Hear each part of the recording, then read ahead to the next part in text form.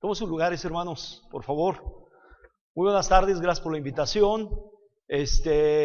Debería haberme acompañado mi esposa, pero se complicaron las cosas por la salud de uno de nuestros hijos. Tengo 2 hijos.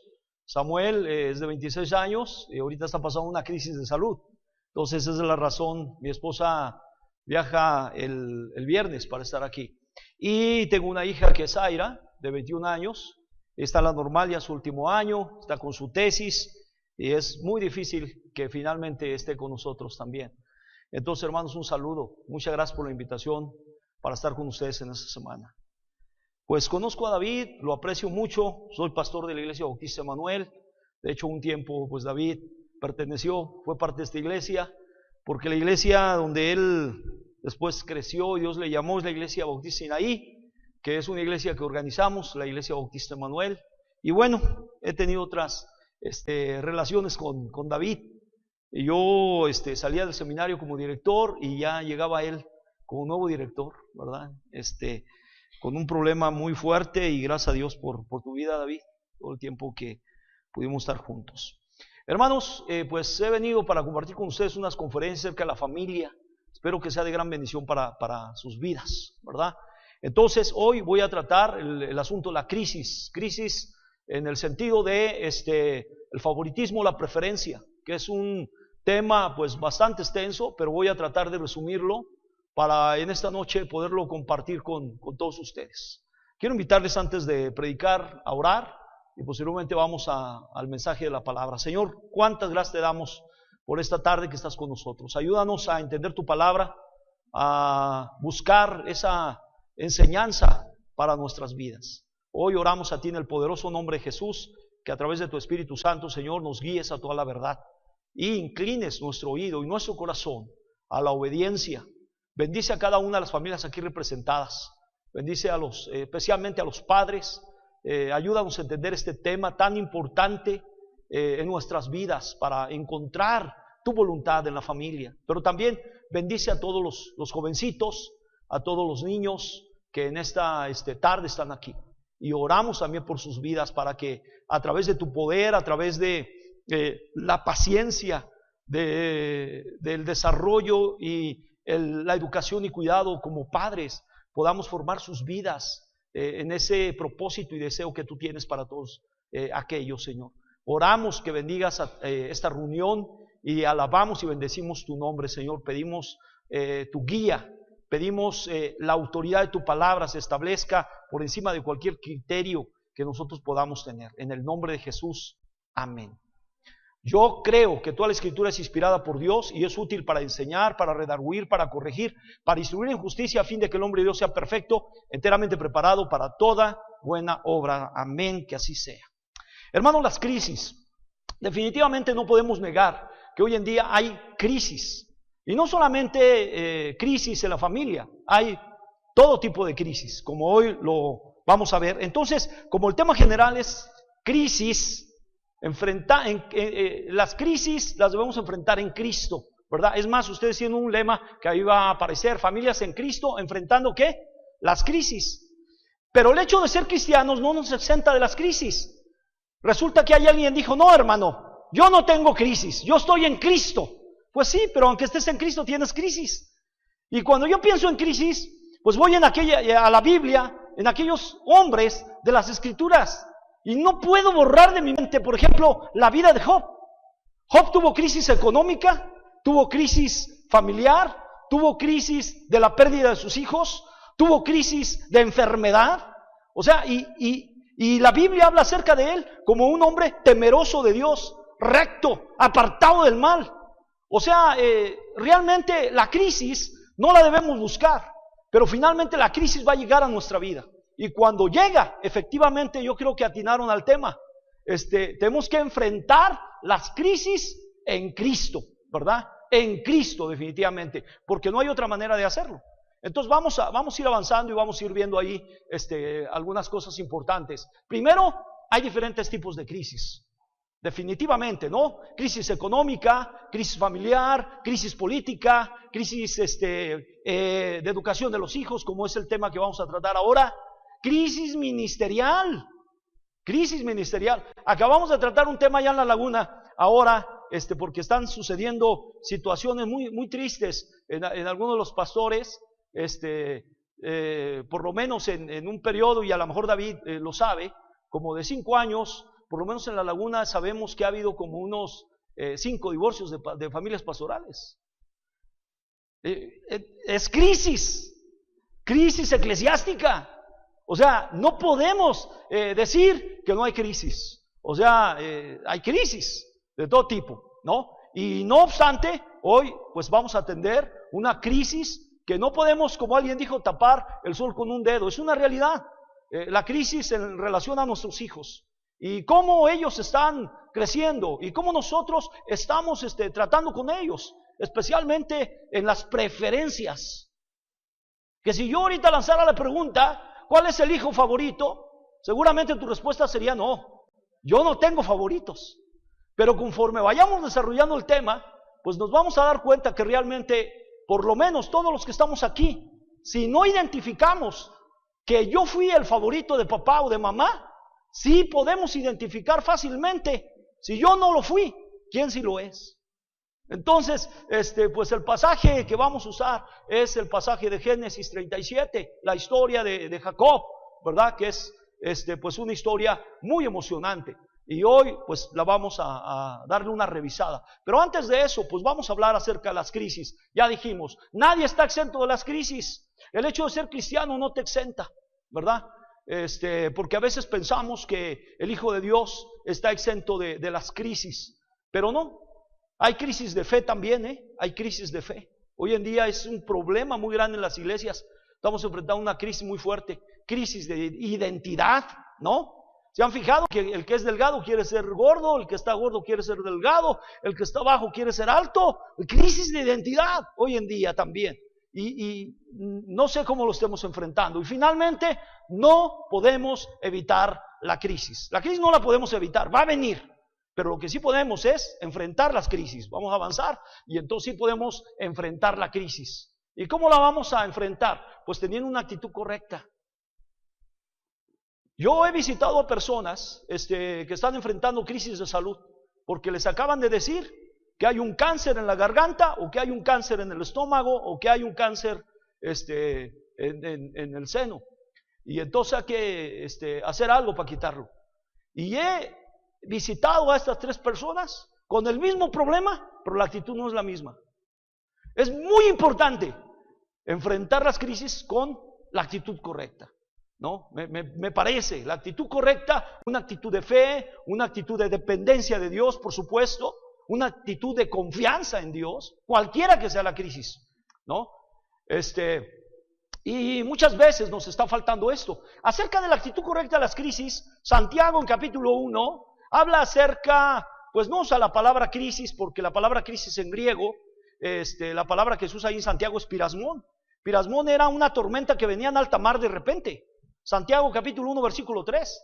Dice Santiago, cuando ustedes se encuentren en diversas pruebas, tengan gozo. Y oye, esa es una actitud que muchas veces, pues no es fácil enfrentar las crisis con una actitud de gozo, ¿no? Y hoy en día yo creo que hay que revisar nuestras actitudes. Segundo, tomando decisiones sabias. Pero lo que hay, según los expertos, dice que cuando pasamos por una crisis, entramos en un problema que se llama el síndrome del túnel. O sea, finalmente, en ese momento de crisis, no vemos el final. ¿Por qué se llama el síndrome del túnel? Porque entramos al túnel y no vemos nada, ni tan siquiera alcanzamos a ver el final. Hay un final, pero no lo vemos. Entonces es importante nosotros, en ese momento de crisis, detenernos un momento y decir, ¿cómo lo voy a hacer? ¿Sí? Por supuesto que Dios está con nosotros en ese momento, ¿no? Por supuesto, claro que sí. Pero ese momento de detenernos un poco y finalmente preguntar, ¿qué decisión debo tomar? Y esperemos que tomemos las decisiones correctas. Sin embargo, hay momentos de crisis, hermanos. Hay momentos de crisis donde no hemos tomado decisiones correctas. Entonces es importante esto. Otro aspecto importante es, por supuesto, tomar en cuenta siempre a Dios. Siempre a Dios. Hay un pasaje que a mí me ha ayudado mucho en mis crisis. Se encuentra en el Evangelio de Marcos. Aquella tormenta cuando los discípulos enfrentan esta crisis en su vida y bueno, el Señor está durmiendo y lo tienen que despertar, ¿no? Oye, Señor, tú durmiendo y nosotros nos estamos aquí ahogando. Haz algo. Ahora, yo siempre me he preguntado si Jesús es más poderoso dormido o Jesús era más poderoso despierto. O sea, a veces pensamos que Dios no se percata de tus crisis. Aparte, como he dicho, no, a veces pensamos que mi crisis es más grande que la del otro, ¿verdad? O sea, y entramos en crisis. O sea, yo conozco a padres que un bebé los pone en crisis porque se enferma, no quiere comer, es una crisis. Y de esas crisis vamos a hablar ahorita. Pero también conozco a padres que un joven, un chamaco de 14 años los pone en crisis. Y conozco a otras familias que un chamaco de 26 años, una jovencita se quiere ir de casa y los padres están en crisis. Entonces, enfrentemos las crisis y dependiendo de Dios o tomando siempre en cuenta al Señor. Ahora, no siempre las crisis las entendemos igual. Aquí voy a presentar la definición de crisis, ¿no? Vamos a verla. Crisis es un momento crucial y un punto de cambio, pero en el cual, escúchenme, en el cual, sí es un momento crítico, pero va a haber un momento de cambio. Esa crisis puede cambiar tu rumbo, o esa crisis puede paralizarte, o esa crisis puede llevarte a la cúspide. O sea, y eso depende de la actitud que tú tengas y la dependencia que tú tengas en tu vida del Señor. Ahora, no siempre entendemos la crisis en la misma cultura. Ahí va a aparecer, por ejemplo, los chinos, en la cultura china, parece ser que es lo que sigue, sí. Hay dos símbolos en la cultura china para hablar acerca de la crisis. Esto lo aprendí en el taller de consejería, curso 1, 2 y 3 que da el Hospital México Americano. Y dice, no existe en la cultura china la palabra crisis. Pero estos son los dos símbolos que hay. Estos son los dos símbolos. Uno, y deben ser los dos juntos, uno representa peligro. Y vaya que hay crisis que nos ponen en peligro. Pero el otro representa oportunidad. O sea, las dos cosas vienen juntas en un mismo paquete. Y cuando viene la crisis, pues siempre hay un peligro, definitivamente, que debemos enfrentar. Y el otro es que siempre hay una oportunidad o una salida. Una salida. Y a veces no podemos percatarnos de la salida que Dios está dando en esa crisis. Pero seguramente Dios la va a dar, como la vamos a ver aquí en la historia de Jacob, ¿verdad? Entonces, finalmente, terminamos en esto, familias en Cristo, enfrentando las crisis. Ahora sí vamos a la Escritura, por favor. Vamos al libro de Génesis. Antes de entrar a eso, hermana, espérame, vamos al libro de Génesis. Sí, pon la siguiente, ¿verdad? Pero vamos al libro de Génesis, capítulo número 37. ¿Ya llegaron allá? Entonces, ya lo leímos, de hecho. Ahora, hay un contexto que no podemos evitar. De veras, es una historia. Yo digo que Televisa no se ha dado cuenta si no haría una telenovela. Porque vean, el versículo 1, fíjense cómo comienza. Habitó Jacob en la tierra donde había morado su padre, en la tierra de Canaán. Y esta es la historia de la familia de Jacob. José, siendo de edad 17 años, apacentaba las ovejas con sus hermanos. Ahora, si tú buscas este pasaje, la palabra sus hermanos o hermanos, esto se aplica al lado de José. Pero cuando sus hermanos hablan de José, no hablan de mi hermano, hablan de nuestro padre.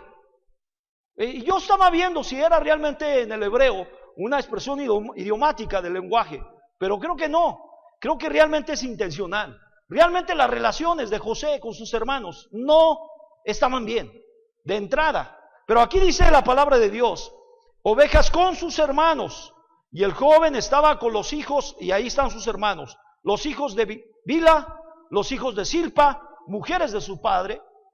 O sea, imagínate.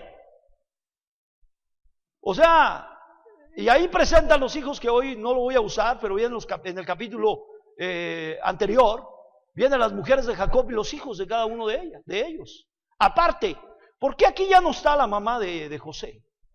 ¿Qué pasó con la mamá de José? ¿Quién era la mamá de José?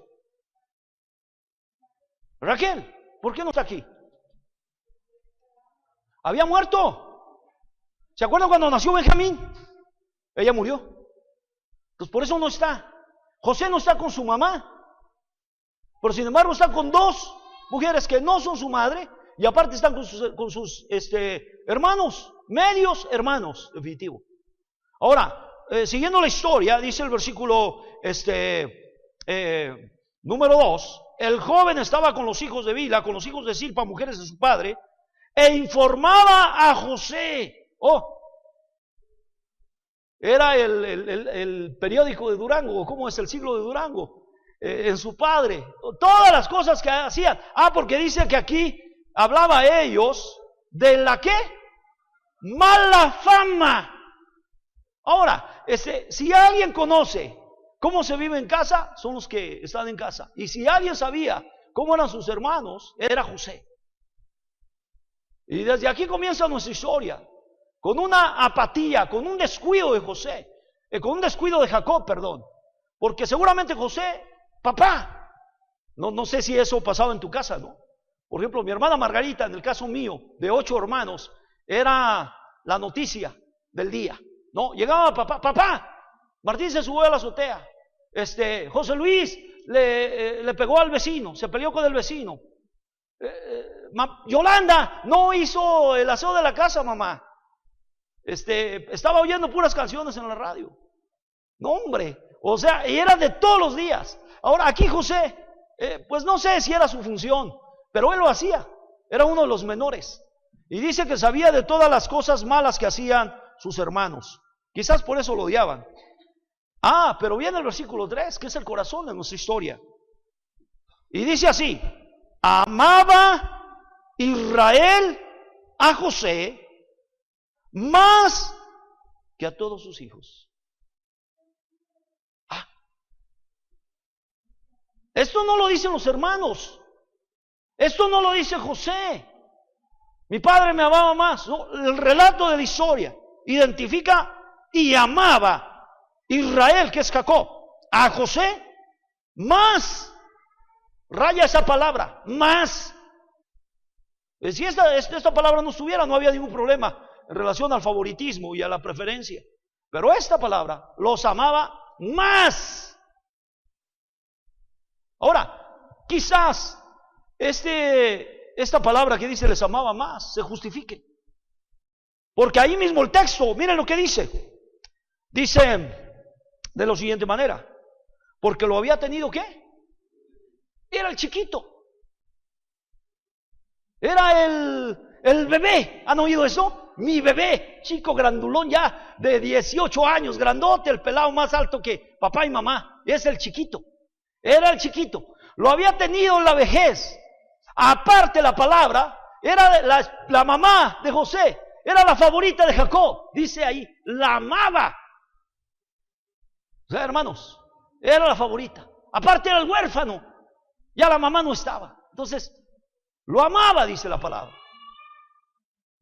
Aquí está. Pero hay otros aspectos importantes que vamos a ir viendo, porque eso generó un problema muy fuerte. Entonces, no es malo amar a los hijos, pero aquí lo que está identificando la palabra es lo amaba, dice aquí claramente, lo amaba más.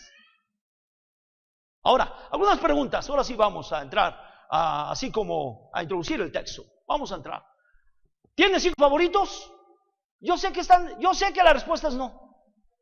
Yo sé que la respuesta es no. Vamos a plantear algunas preguntas aquí. Adelante.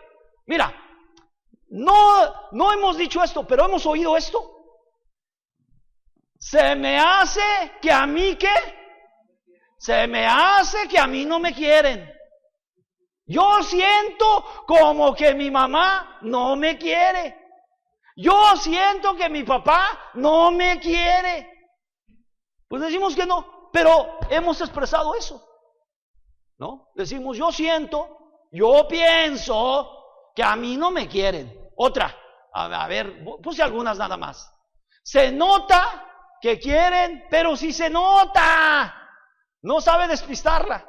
Se nota, se ve que quieren más a mi hermana o a mi hermano que a mí. Sí, yo todo el tiempo me fui solo a la escuela. Al chiquito, míralo, lo llevan temprano y van ¿qué? van por él. No, a mí me tocó sufrirla. Yo en camioncito. No, a él la tiene fácil, lo llevan y lo traen, ¿no? Se nota, se ve que quieren más a mi hermano. Se me hace que soy ¿qué? No, hermano, yo soy el adoptado. No, pues si fuera legítimo, ¿verdad? No, yo soy el adoptado, por eso a mí nunca me regalan nada, ¿no? Ni fiesta me hacen. Y a él, mira cuántas fiestas ya. Es más, ya mi mamá le pagó casi un viaje. ¿Y yo cuándo yo? ¿No? Entonces, se me hace, y lo otro, se nota que él es el favorito. ¿Le das qué? Todo. Mira, mamá le compró la moto, le compró el carro, se casó y ya le dio que hasta la casa. Él es el favorito, ¿no? Entonces, pues entramos con este tipo de cosas, ¿no? ¿Tienes hijo favorito? Decimos no. Ahora, se hizo una encuesta que yo leí en una de las universidades de los Estados Unidos, allá en California, y se detectó que el 68% de las familias sí tienen un hijo favorito. Tienen un hijo favorito. Y yo se los voy a decir quién es. Según esta encuesta arrojó que el favorito es el mayor.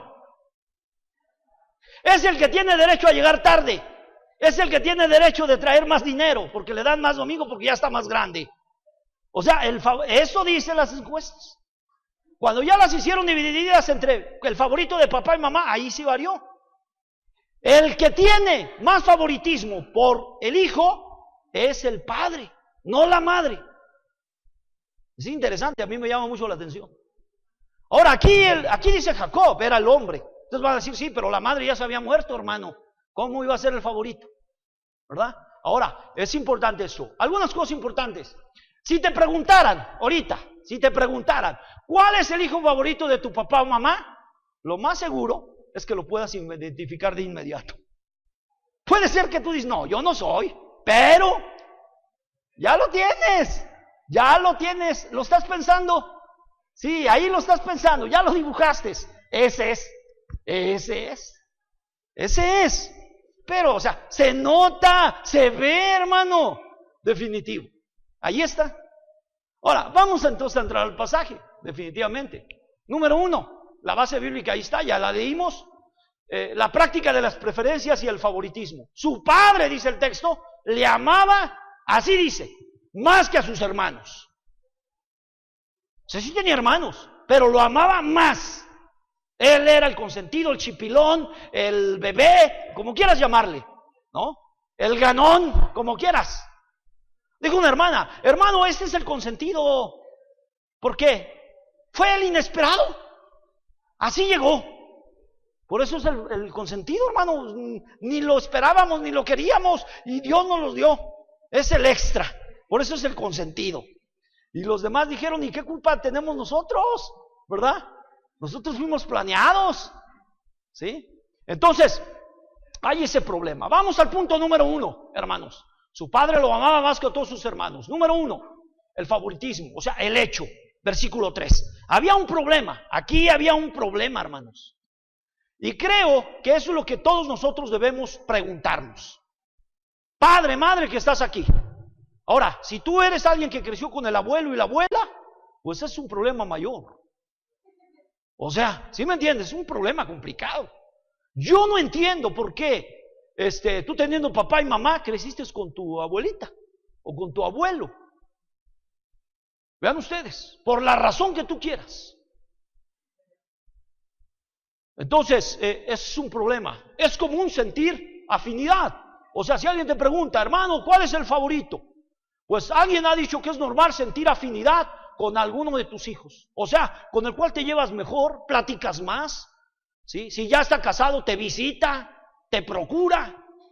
Y hay una afinidad.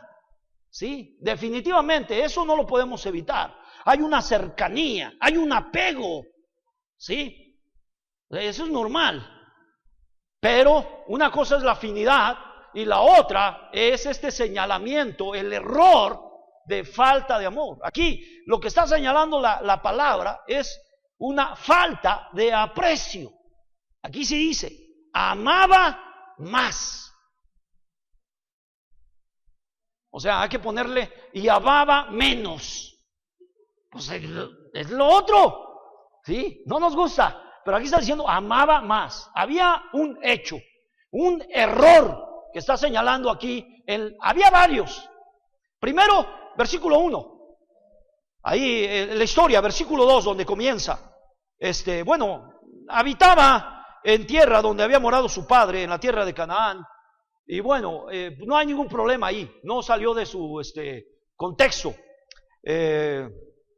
Otro territorio. Pero la 2, la poligamia de Jacob. Ese es un problemón grande.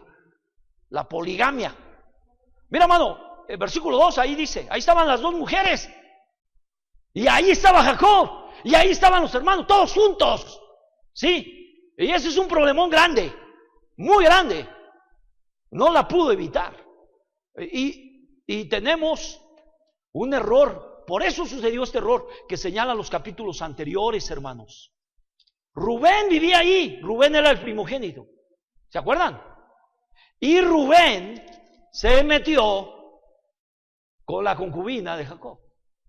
Ahí lo dice la escritura. Vivían en la misma casa. ¡Qué problemón! Imagínate, si tú tienes problemas allí en casa, seguramente no estás pensando en este tipo de problemas tan terribles que estaba pasando la familia. ¿Por qué? Porque los hijos no son culpables de los errores de los padres. ¿Ok? Los hijos no son culpables de los errores de los padres. Y hay que hacer algo por eso. Pero también yo creo que los hijos no pueden frustrar su vida culpando los errores de los padres. O sea, ya tu padre te dio lo mejor que pudo dártelo, bien o mal. Y tú no eres culpable de eso, pero eres culpable de la vida que quieres vivir. ¿Ok? De eso sí eres culpable. Ahora es un chamaco de 17 años, José. Y ya está enfrentando este tipo de situaciones ahí. Favoritismo, preferencia. Papá lo prefería. Papá lo consentía. Papá lo protegía. Porque cuando más adelante en la historia, los hermanos hacen un plan. Vaya que no lo querían. Y bueno, informan al padre que había muerto. Él también se quiere ¿qué? Morir. O sea, un problema grande. El favoritismo, el hecho, hay un problema. Tú tienes que detectar, papá, mamá, hermano, tú tienes que detectar si en tu hogar hay una crisis de favoritismo. En la familia de Jacob sí lo había. Esta es la verdad, este es el hecho.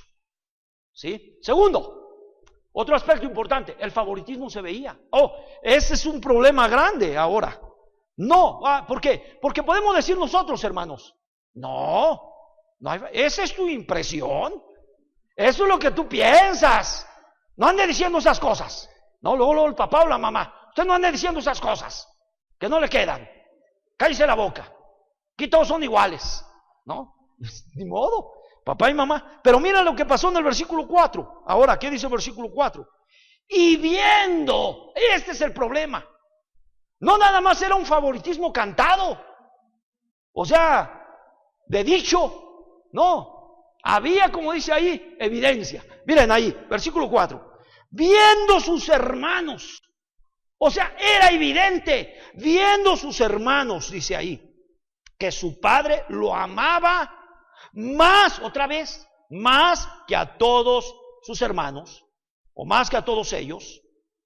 Entonces, hermanos, viene la primera consecuencia de esta causa del favoritismo. Ellos, dice ahí, lo que aborrecieron, lo odiaron, la versión antigua. Y otras cosas, ¿no? Se generó un conflicto grande.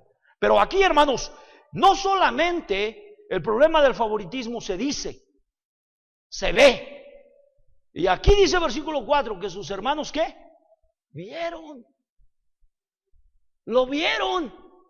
Pues cómo no, era evidente. Y es que hoy en día, hermanos, según los expertos, se pueden ocultar muchas cosas. ¿Sí? Tarde o temprano saldrán, ¿no? Hoy en día hay matrimonios en crisis. Hay infidelidad en el matrimonio. Y hay personas que piensan que eso nunca se va a saber. Y miren, yo he tenido experiencias, es que uno de los dos se muere y sópala. O sea, aparte del sufrimiento del que acaba de morir, hay que enfrentar la otra realidad que es la infidelidad. Porque, pastor, es que pasó esto. ¿Les avisamos a los otros hijos o no? A ver, y llegan al funeral. O sea, hay crisis que a lo mejor podemos ocultar algún tiempo, pero que finalmente, ¿qué? Se van a salir, van a ponerse en evidencia. Y bueno, pues el favoritismo era algo que no se podía ocultar. Se veía, dice versículo 4, dice, viendo sus hermanos que su padre lo amaba. Ellos lo veían todos los días. Ahora, la Biblia no nos dice, a lo mejor la evidencia era en el trato. A lo mejor la evidencia era no solamente en el trato, sino en la manera de dar apoyo a José. Porque viene el tercer punto. No solamente es el favoritismo que se veía, viene el tercero. ¿El favoritismo qué? Se practicaba en casa. A ver, ¿cómo se practicaba? La evidencia, o sea, el cuerpo del delito. Le hizo una ¿qué? Túnica de colores. De hecho, esta era la manzana de la discordia. Vean ahí lo que dice el versículo. Ahí dice, viendo sus hermanos que, versículo 3, dice que ahí le hizo una ¿qué? Túnica de diversos colores. En el versículo más adelante, esa es la túnica, era la manzana de la discordia. Lo primero que le quitaron, según los versículos más adelante, cuando le vieron, dijeron, ahí viene el soñador. Y dice el versículo más adelante, versículo 17, aquel hombre respondió, bueno, estamos en el capítulo número 37, vayan ahí, el verso 18, cuando ellos le vieron de lejos, antes que llegara cerca de ellos, conspiraron para él para matarlo. Y se dijeron uno al otro, aquí, ahí viene ¿qué? El soñador. Venid ahora y matémosle. Entonces, pues ahí lo primero que hacen después de eso es quitarle la capa que le había dado el papá. O sea, era el regalo del aprecio, ¿verdad? La capa, que era de la manzana de la discordia. O sea, y para hacer esa diferencia, o sea, el favoritismo, hermanos, se practicaba en casa, era muy evidente. O sea, a José le da su túnica de colores, que yo investigué algo acerca de las túnicas, pero era el tiempo bíblico que se usaba la túnica como un atuendo, como un regalo, como una herencia. De colores, pues era llamar la atención, era distinguirlo, ¿verdad? Era distinguirlo. Ahora no regalamos túnica de colores, pero sí regalamos viajes. Y regalamos carros. Si tú te gradúas en tu carrera, yo te voy a regalar tu carro, ahora que te gradúes, ¿no? Pues es túnica de colores también. Escógela. ¿O quieres un viaje a París? Ah, ¿verdad? O sea, sí. Y a mí ni a la Concha me regalaron un viaje. Entonces, pues esta era la queja de los hermanos. Ellos estaban viendo, aquí, versículo 4, veían que José le amaba más papá, era el favorito. Y Papior de Mals le hace una túnica de colores. Oh, ahora hermano, los peligros del favoritismo. O sea, ya sabemos, lo identificamos, pero ¿qué hacer en relación a este asunto? Porque nos pone en un problema. A veces los hijos se van. A veces los hijos ahí se quedan, pero el problema del favoritismo no queda resuelto. Es más, se mueren los padres y queda la herencia y el problema del hijo favorito. Y es un problema tremendo. Yo considero que debemos identificar ese problema y tratar de resolverlo. Ahora, vamos a avanzar un poco antes de esto. Y quiero decir una cosa. ¿En cuál escuela había estudiado Jacob? Pues hermanos, en la escuela de sus padres. Miren, vamos a ver en Génesis 25. Vayan a Génesis 25, verso 28. No, si esto, hermanos, está presentado bien en la Escritura. Génesis 25-28. Dice así: y amó Isaac, ¿a quién? Porque comía de su casa, mas Rebeca amaba, ¿qué? Ahí está. Ahí está. ¿Dónde había aprendido esto? El favoritismo. Y lo tenía bien aprendido. Uno era el consentido de mami, el otro era el consentido de papi. Aquí lo dice la Escritura. ¿Sí? Y vaya que era bueno. Amó Isaac a Esaú porque era bueno. Era un buen chef, ¿verdad? Guisado rojo. O sea, es el asado lagunero, David. Sí, hermano, ahí, vean ustedes. Ahí lo está diciendo. Entonces, era bueno. Y sí, definitivamente era bueno para comer. Entonces lo amaba. Más Rebeca amaba más a Jacob. Ahora, vean ustedes cómo un favoritismo puede destruir una vida. Ahora, ¿se acuerdan de la primogenitura? Pues ya, los chamacos crecieron y viene la primogenitura. Y viene un plan. Vean 27, vamos ahora a avanzar un poquito porque no podemos resumir toda la historia, pero cuando lleguen a su casa es una historia extraordinaria, definitivamente. 27, vamos todavía arriba, 27, 1 al 8. Ahí tenemos esto. Resulta que iba a ser la bendición. Y según la historia bíblica, ¿quién debería recibir la bendición? El primogénito. ¿Están de acuerdo o no? Entonces Jacob, Isaac, ya siendo viejo, dice: oye, voy a bendecir. Entonces manda a llamar al primogénito. Y le dice: quiero que me hagas, no voy a decir asado para no ofender a nadie, pero un guiso de los que tú haces. Ándale, mijo, para bendecirlo. Pero mira, nada más, aquí hay una cosa. Fíjense, hermanos, versículo 9.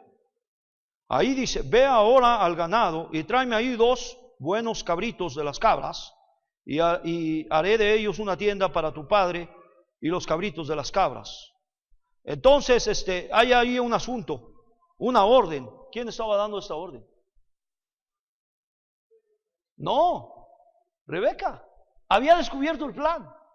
Porque ella estaba oyendo, dice ahí versículo 5. Rebeca estaba, ¿qué? Oyendo. Porque las mamás, hermanos, varones, la madre, la esposa es buena para parar oreja en todo. Por si no lo sabes. Y Rebeca, según ahí el versículo 5, estaba oyendo todo. Versículo 5, cuando Jacob habló a su hijo diciendo: aquí yo he oído a tu padre, le dice. Yo lo oí. Pero vamos a hacer esto. ¿Quién era el favorito de Rebeca? Entonces le dice: ven y vamos a jugarle a tu padre. Vamos a hacerle trampa. Oye, madre, pero eso no se puede. No hay imposibles para las madres. Eso se puede. A mi manera lo vamos a hacer. Pero es que mira, me va a agarrar mi padre. Soy lampiño. Eso lo arreglo yo. Le vas a poner aquí unas pieles cuando tu padre te acerque, que te agarre. Soy yo, tú le vas a decir. Pues eso es lo que hacen. Porque incluso el padre, cuando se acerca a Jacob, le dice: no hueles a Esaú. Él era ciego, ¿se acuerdan? Dice: no hueles.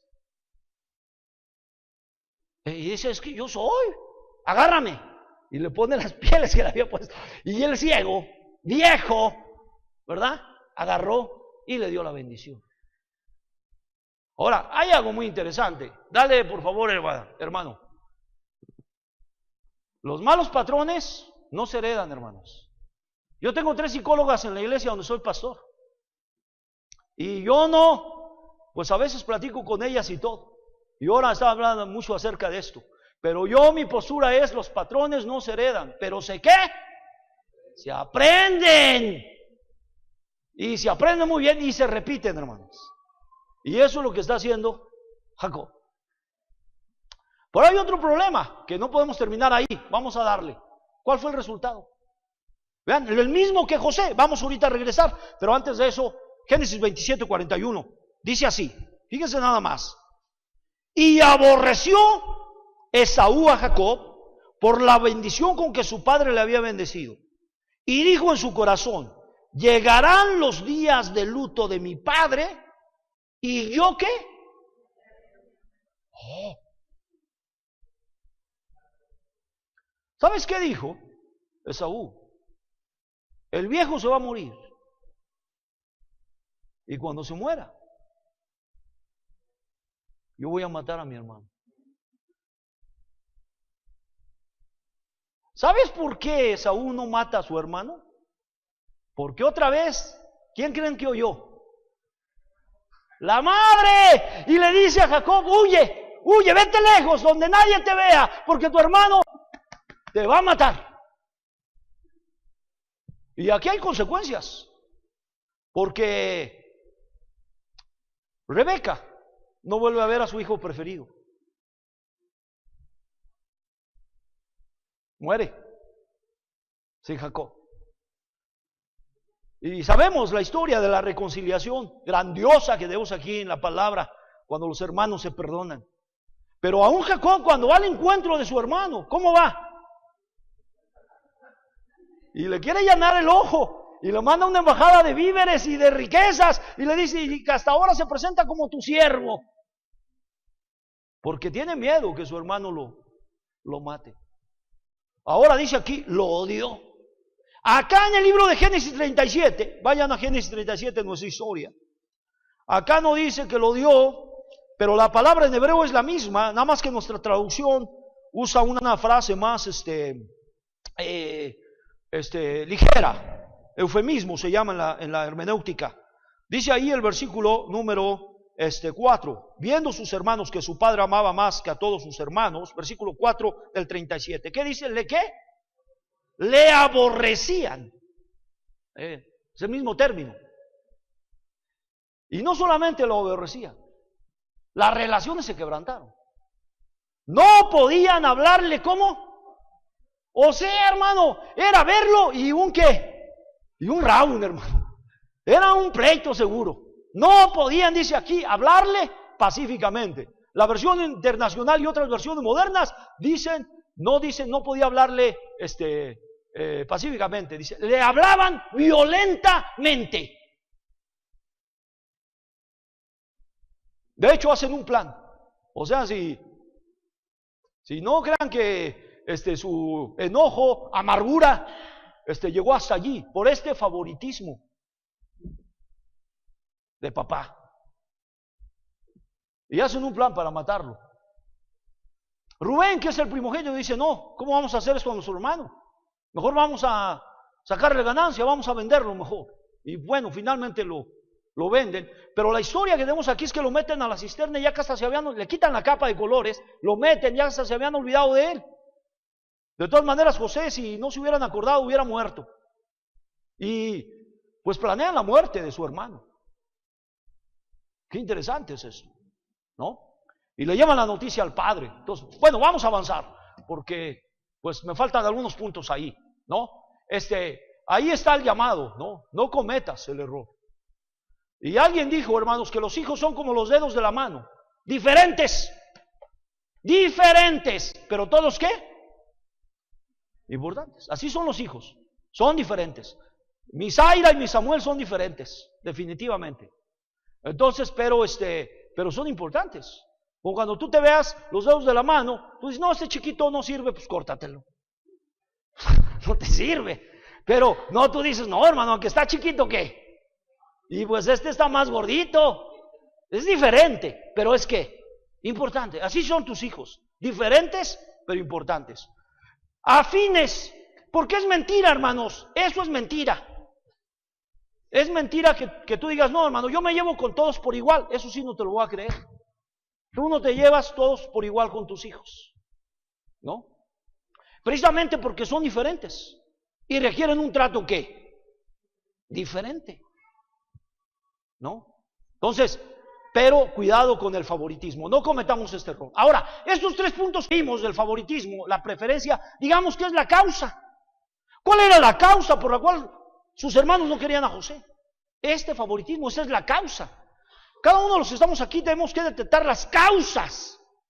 ¿Sí? ¿Cuáles son las causas que han llevado a una familia a tener favoritos? ¿No? Estaba yo leyendo un artículo en internet y me quedé sorprendido. Porque hay familias que el favorito no son los hijos, es la mascota. Estoy sorprendido, de veras, hermano, de veras, se los digo. Ustedes no lo creen porque nosotros somos cristianos, pero hay cosas locas en este mundo y hay familias, de veras, ahí les va. Entonces, cuidado con eso.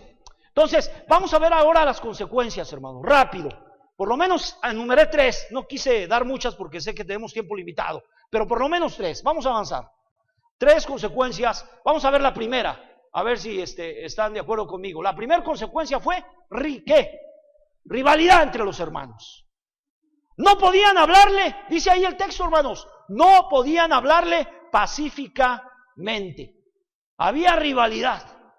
Aunque estaba allí con los hermanos, había una rivalidad tremenda. Y más, resulta, para peor de males, hermanos, que el talento, no sé cómo llamarle, sobresaliente de José, es que soñaba.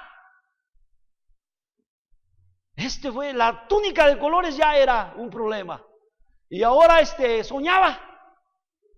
Y soñaba, pues era más que los hermanos, que Dios le iba a dar gracia, que Dios lo iba, y entonces, otra cosa, hermano, acuérdense, que era el noticiero de la familia, entonces tenía que contar lo que soñaba, y se le ocurre contar a su padre y a sus hermanos el sueño, ahí lo tenemos. Fíjense lo que dice ahí el versículo número 8, le respondieron sus hermanos, dice, ¿reinarás tú sobre nosotros? ¿Te señoreará sobre nosotros? ¿Qué dice ahí? ¿Le qué? Le aborrecieron aún más por causa de sus sueños y palabras. Ya lo habían aborrecido por la capa. Ahora, y soñó aún otro sueño, ahí en el versículo 9. Y aquí que había soñado otro sueño, el sol y la luna y las 11 estrellas. Pues el sol era el padre y la descendencia, y las estrellas los demás hijos. ¿Y qué es lo que hacían? Pues se inclinaban. Lo contó a su padre y a sus hermanos. Su padre le reprendió. Le puso una regañiza tremenda ahí, dice. Y le dijo, ¿qué sueño es este que soñaste? ¿Acaso vendremos yo a ti, yo y tu madre y tus hermanos, a postrarnos ante ti? Versículo 11. Sus hermanos tenían ¿qué? Envidia. A ver, hermanos.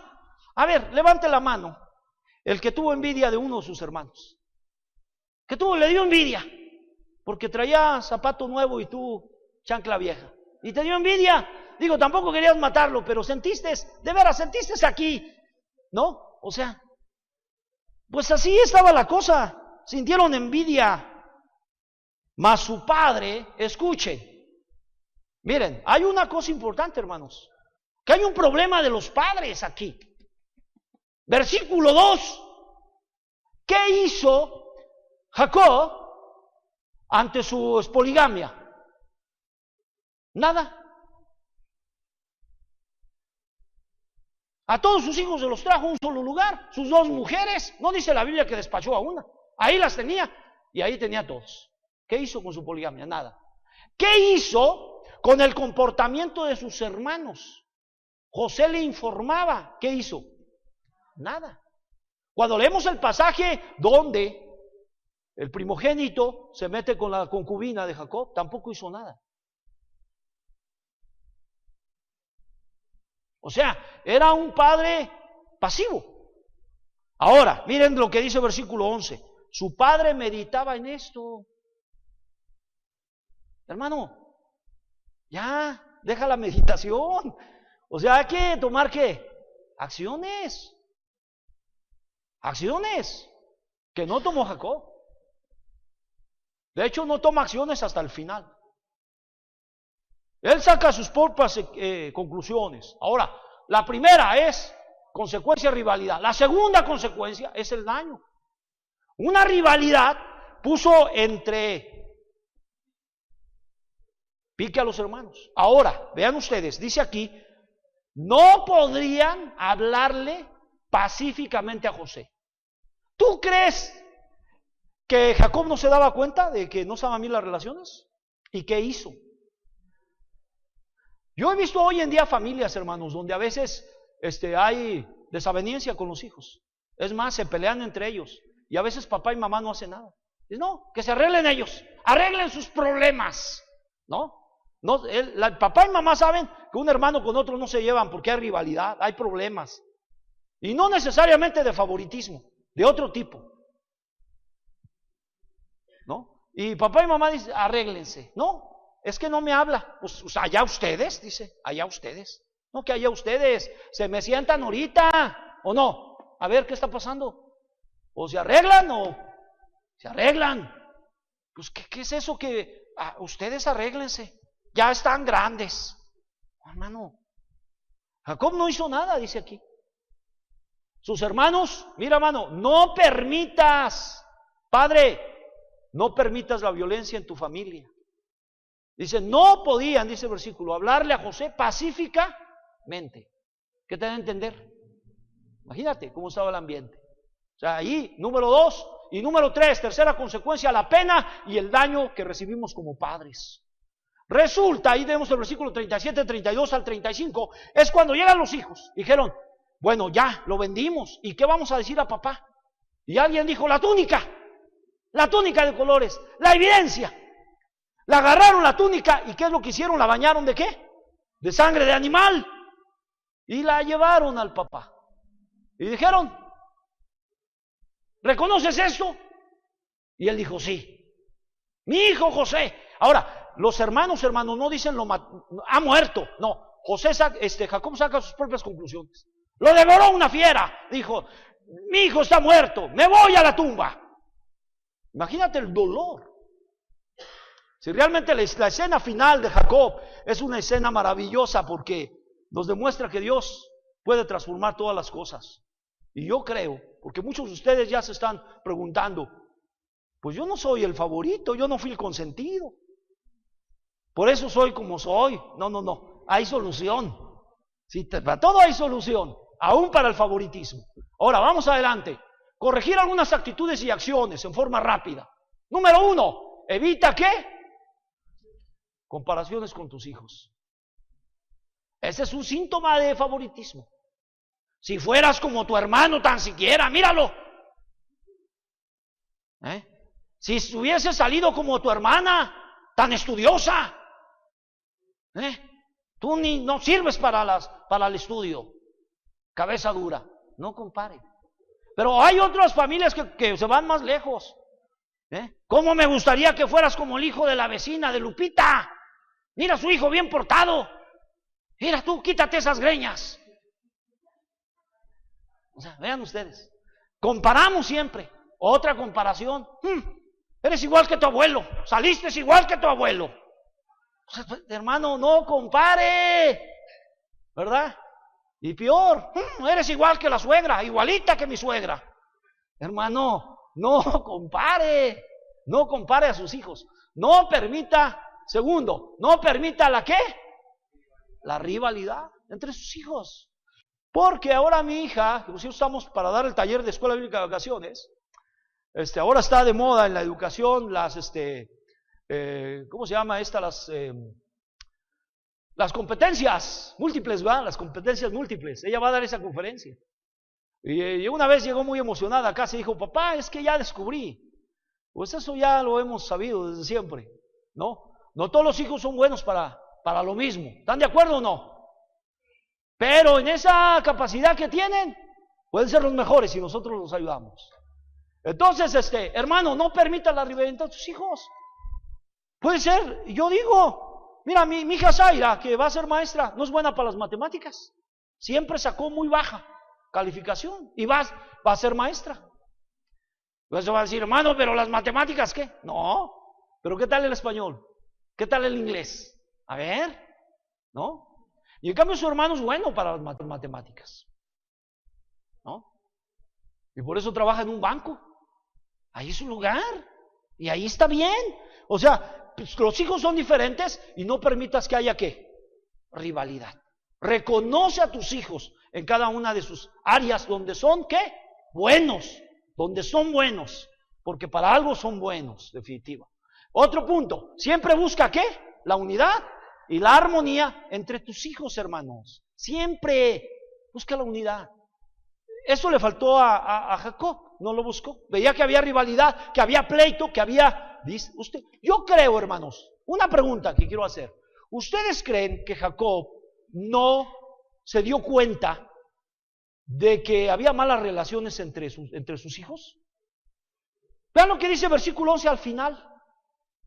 Y Jacob meditaba en ello. Nada más que se murió meditando, porque la Biblia no dice que tomó acciones. Por favor, hermano, ¿no? Busque siempre la unidad y la armonía entre sus hijos. Otro aspecto importante, faltan dos creo. Atienda los problemas y busque ¿qué? Reconciliación. Usted ve que su hijo no se lleva bien con la hija, a veces es cuestión de edades. Yo, por ejemplo, mis dos hijos se llevan un promedio de 5 años. Sí, pero se llevan muy bien entre ellos. Pero yo tengo un hermano que yo me llevo 15 años de diferencia con él. Somos 8. Ya no lo esperábamos, pero llegó. Entonces, bienvenido. Pero hay esto, hay que buscar, si hay problema, hay que buscar la reconciliación entre ellos. Hay que buscarnos, ¿no? Ahora, aquí hay un punto que alguien ha señalado. Yo me quedé meditando. ¿Se han fijado, hermanos, que hay problemas a veces en la familia de este tipo? De favoritismo al hijo consentido. Se muere mamá y ¿qué pasa?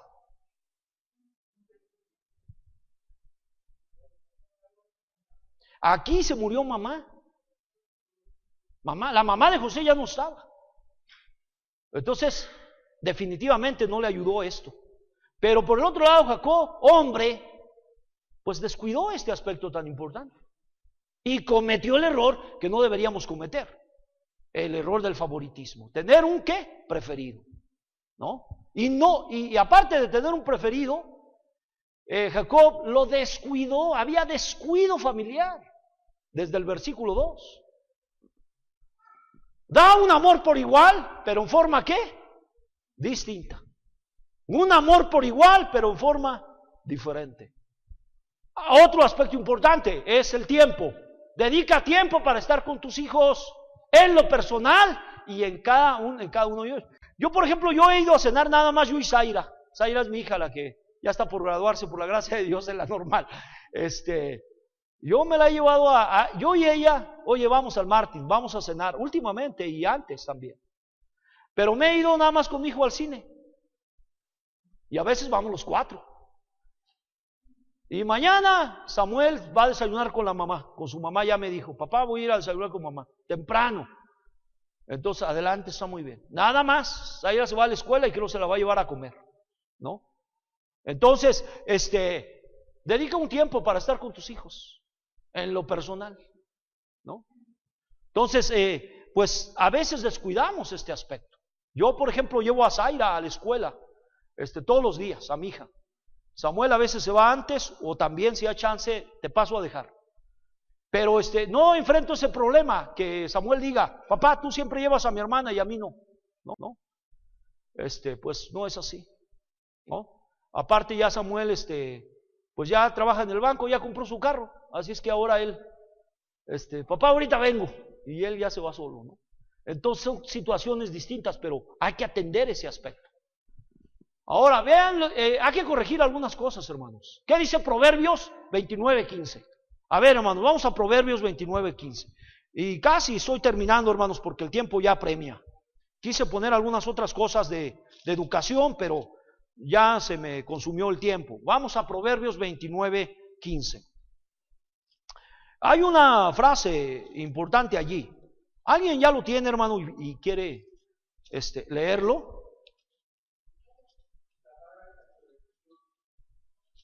Sí, hermano.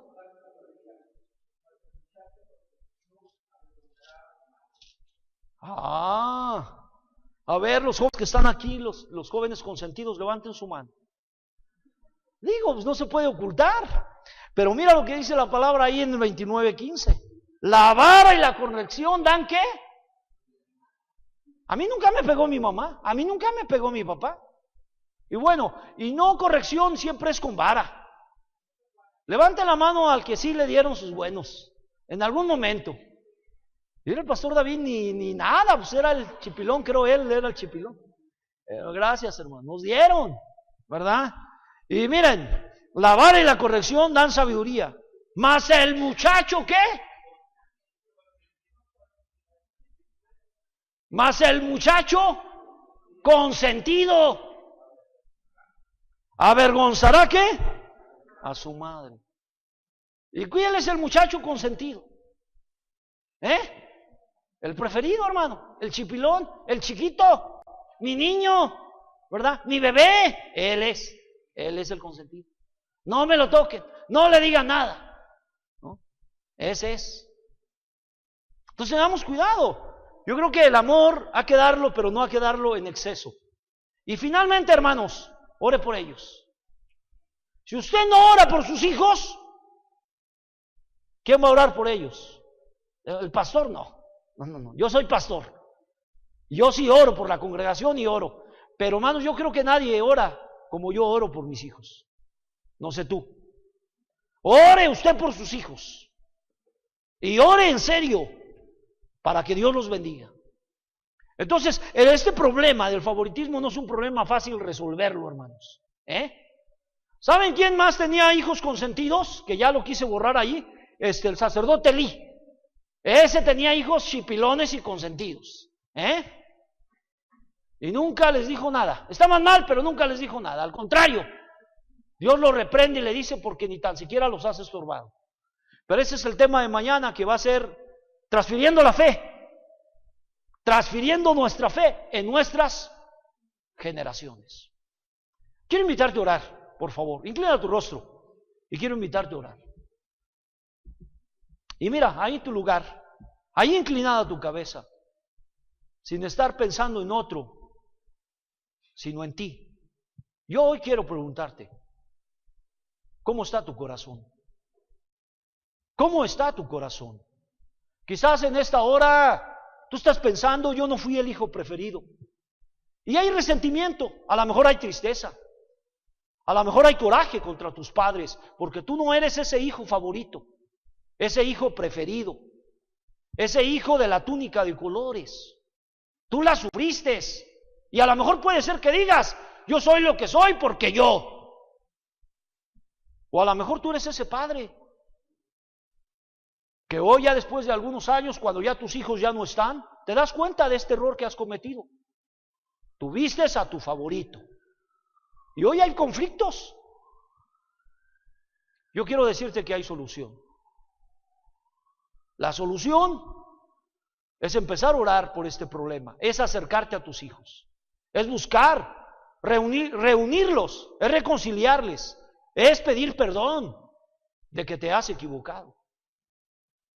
Mira, cuando José al final de la historia, en el capítulo 50 de Génesis, se encuentra, él dice a sus hermanos, ustedes me quisieron hacer mal, pero todo Dios lo usó para bien. Así es que no te vayas desanimado en esta noche de esta plática. No, vete con esperanzas. Tus hijos tienen esperanza. Hijos, tú tienes esperanza. Y esta esperanza está en tu relación con Jesucristo. Hoy hijo, que a lo mejor eres mal querido, regresa a casa. El Padre te está esperando con los brazos abiertos. Padre, tú que hiciste alguna diferencia, pide perdón a Dios y en algún momento habla con tus hijos. El plan de Dios es la familia. El plan de Dios es la familia. Tu matrimonio y tus hijos. Ámalos, búscalos, reconcílialos, ayúdalos. Trátalos diferente, pero ámalos por igual. Señor, bendice a cada una de las familias que estamos aquí. Hoy nos volvemos a ti. Y queremos decirte, Señor, que estamos necesitados de tu ayuda. Bendice cada una de las familias aquí representadas. Y ayúdanos a entender, a la luz de tu palabra, las causas, las consecuencias del favoritismo familiar. Permítenos cortar de una vez por todas con esta mala práctica. Que tú puedas unir a cada una de las familias, de los matrimonios, los hijos, en un solo sentir. Te damos gracias y te bendecimos, Padre, en el nombre de Jesús. Amén. Amén. Dios les bendiga, hermanos. Muchas gracias.